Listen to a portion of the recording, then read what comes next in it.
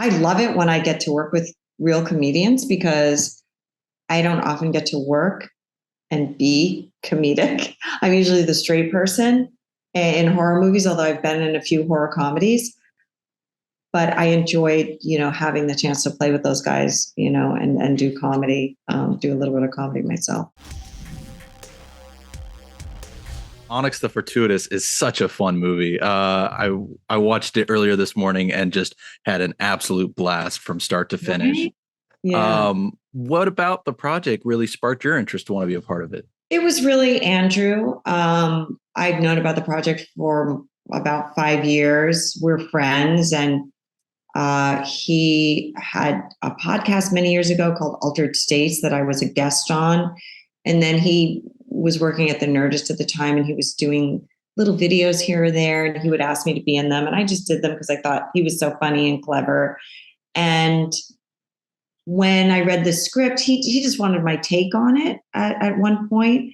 And it was really long. It was very, like, twice as long as your normal script. And I thought it was a really good idea and interesting. And I said, it's just a little long. I think I should shorten it. And at the time, he hadn't said to me, I don't even know if the mother character was in there, but I was just helping him as a friend, like you do with other filmmakers or people that you like. People say, would you take a look at my rough cut or read my script or give me, your opinion on something? We all do that for one another. So I did that, and I really liked the script a lot. And I thought he was a good writer, and he's a, really good creative. So I was talking to him about it and gave him some notes, and then he was trying to get it off the ground. And, it's really hard to get a movie made, especially if you're a first-time filmmaker, even though he's been in the business for a while. And then he said he was going to do a crowdfunding thing, and I was, supporting him in that. And then finally, after many years, he said, actually, I'd like you to play my mom. Would you do that? And so I said, yeah, totally. And then we were talking about who could play the Jeffrey Combs character. And he was thinking about a few other people. And then I don't know if he asked me or I said to him, what about Jeffrey Combs? But it was, thought about. And so I called Jeffrey on his behalf and asked him to read the script and see what he thought. And then he became involved with the project as well. When I saw Jeffrey's name pop up, I was like, oh, well, of course, Barbara and Jeffrey, longtime friends. And I thought he was amazing in it, like such a different role for him than he's ever played. And the look, he shaved his head. And when I went to the set, I didn't really have too many scenes with him or, had one little snippet with him. But when I got there, I saw his shaved head and the eye patch, and he was like, Barbara, I look terrible. How do you think I look? And I'm like, Jeffrey, you look amazing. You look amazing. And he was very nervous about it. But I thought it was great. Well, he nailed it. And I love the look of him in the movie. It's fantastic. Was that Andrew's idea or was that Jeffrey's idea? I don't know. I actually don't know. Jeffrey is very hands-on with, taking a character and trying to come up with something that's cool. So I'm sure a lot of it was his idea, but I could have been Andrew's idea too. I don't know. So when it came time then for your character, you mentioned that your character Nancy wasn't in the earlier script you read. I actually just don't remember. I don't know if it was a memorable enough character in the draft for me to go, oh, this character, I could play that. It didn't even occur to me. Because you just kind of really focus on the Onyx character and what he's going through in his journey. And then, of course, when he said, oh, would you play my mom? I just felt honored that he wanted me to play his mom. But then I completely clued into, what that could be. And then he said, oh, you're going to have a younger husband. I was like, that's cool. So, we made a little something out of the moments that I had. Well, that was going to be my next question was what kind of input did you have in creating the character as much as Andrew from the script? You always talk to, the director, you talk to the costume designer, about how you want your character to look and what colors you want and, the vibe for it. And I think it was pretty even. between Andrew and I, just talking about what her energy would be like, and they wanted me to dress in kind of 70s sort of style clothing, and I thought that was a good idea because I thought perhaps she's sort of stuck in the past, like stuck in, she's divorced from her husband. She's got a, who actually Jeffrey Combs plays that character, but it's like such a minuscule moment. You might miss that in the film. I don't know if you caught that. I didn't catch that. No, So when Onyx is the little boy and yes, he's saying goodbye to his father and his father's leaving, that's Jeffrey in a wig playing father. And then I just have a voiceover exchange with him, like saying, go, then leave, then whatever. I do remember that scene. I didn't recognize that was Jeffrey for some reason. That's amazing though, that he plays that dual role and that you did get to have something with him. We got a voiceover. There was mics on set. And then, we wrote something together, and because it was sort of made up in the moment, and then we recorded it on set.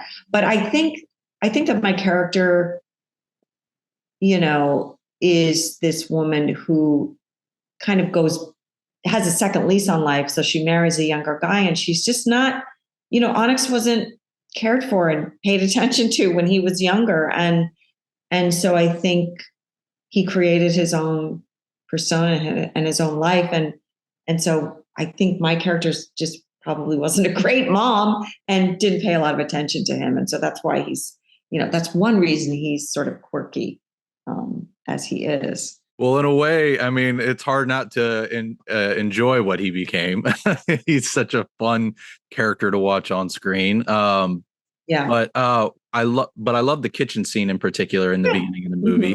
The dynamic that you and Andrew and the other actor's name, who I'm blanking on at this moment. His name is Steve. Yeah, let's look that up. That does sound about right. I will continue with my question while you go ahead. I'll let you know. Yes, the rapport that you have with one another, the way you play off of each other with the humor and the dialogue, it all just flows so well. What was it like on that day filming that scene with one another? Ryan Stanger. Ryan, there you go. And Ryan is very good friends with Andrew, and they've worked together on a lot of shorts and stuff. And Ryan's a comedian. So, yeah. So what was it like on that day? Just working? Yeah, fun. I mean, I love it when I get to work with real comedians, because I don't often get to work and be comedic. I'm usually the straight person in horror movies, although I've been in a few horror comedies. But I enjoyed, having the chance to play with those guys, and do comedy, do a little bit of comedy myself. Did you find it then almost a challenge in a way, creatively, to explore something that is strictly comedic for your scenes versus something that's at least got a horror element to it? I don't know if the word challenging is the right word for me. I think it's more like liberating, maybe, and we tried a few different lines. I was able to ad-lib a few things. And I think my last line in that scene is totally ad-libbed. But we were all sort of, riffing off each other and ad-libbing a little bit.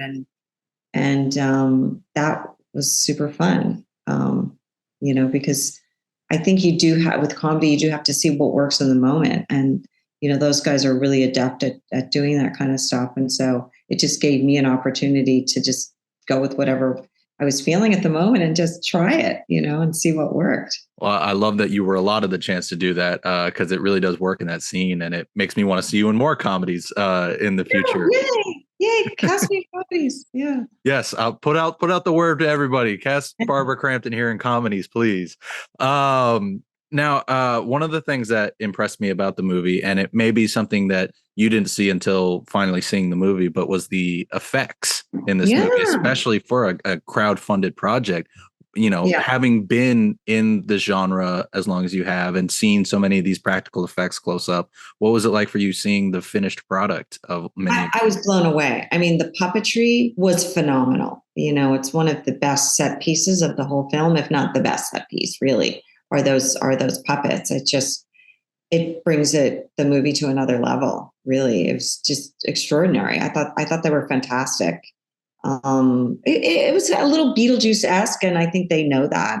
The filmmakers know that because it was like an ode to that at the end of the movie as well. But the level of artistry was just really incredible. Yeah, and attention to detail on that, right? It was incredible. I mean, especially when we see Abaddon briefly, it's such a haunting sight to see. Yeah, and I saw it at the premiere at Sundance. So I didn't see the finished movie until I watched it at Sundance, and just was blown away, like everyone. That's incredible. Did Andrew ever share with you when you were on set with him any like artwork or anything like that of what was going to be in the movie? Yeah, he showed me some things. I mean, but things doesn't really compute until you see it in the finished product. I mean, you can look at anything and go, "Oh, that looks cool," but once you see it dressed up with the lighting and moving around, it was just magical. In referencing his crowdfunding for this movie, I mean, you yourself are a producer. You've helped produce many of the films you've started, and I'm curious if there was ever a chance or a time where he approached you with the idea of doing that for this project, or if he was always wanting to do everything himself for this one. Oh, as far as, what do you mean? As far as like, as far as you coming on as a producer and maybe helping get the word out for it. At one point, I do work with a sales company and a production company. And at one time, I think we're talking about maybe working together, but for a couple of different reasons, it just didn't work out, and it was a better fit for them to go somewhere else. But I think they did a really good job with their crowdfunding and got most of the money for the budget with the crowdfunding. And that's just a testament to Andrew and his following and that character and how many people know it and love it. And he, I mean, it was one of the most successful crowdfunding campaigns of the last few years, and that just comes from him. So, he was going to do this movie regardless of if he had support from anybody. I mean, he just, really put it together himself and did everything. It's a really incredible feat. The passion is clearly there in the finished product. I mean, again, it still blows me away how much he did with the crowdfunding that he had. Now, the movie also ends with sort of an idea for the future. And I'm curious if you and Andrew had any talks about that or not yet. I do think, you have to just see once the movie's released how well it does, and if somebody's willing to take a chance on it. Again, I don't know if he'd want to do another crowdfunding. I'm sure it's been incredibly taxing on him. It takes up your whole life. So he's partnered with Screambox on this, and I love Screambox. If they, they're the people that brought us Terrifier. So if there's a possibility that Onyx does really well, then, they would probably fund another iteration of Onyx, and that would be great. But you just have to see, we like it, you like it, and we just have to see if they get enough people to watch the film and support it. I really hope they do, because I would love to see more of these characters in this world. And what would you like to see next from Nancy if there were another iteration and Andrew brought you back? Oh, yeah. Well, I could be the den mother. I could just cook for everybody and, clean up and put them all to bed, I guess, at night, tell them a bedtime story. I think it would be fun to see how you would embroil yourself in that house dynamic at the end of the movie. It would be a kind of like you were saying earlier, a Beetlejuice-like ride. Right. Well, I think, my character's just doesn't think much of her son. And at the end, he proves to his mom that he's a big deal and she's proud of him. So there you go. There you go. It's growth for everybody.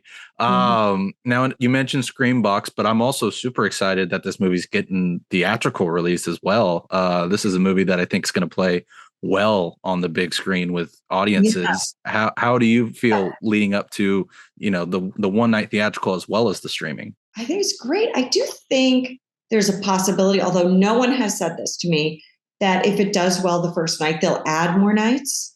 Because that's what's happened with a few other films that have been crowd pleasers, that they add more screenings to a theatrical event. I think that would be really cool if that happens. We're in such a weird phase right now. Do we go to the movies? Who's going to the movies? Do we just put the film on streaming?